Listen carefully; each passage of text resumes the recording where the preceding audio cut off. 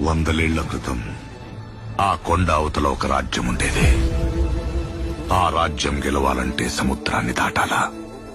కాని ఆ కొండ మీద ఒక సైన్యం ఉండేది.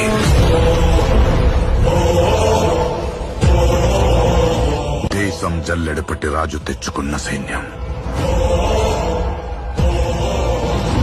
కులం లేదు, మతం లేదు, భయం అసలే లేదు.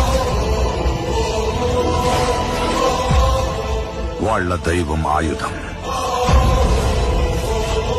వాళ్ల ఆయుధం ధైర్యం.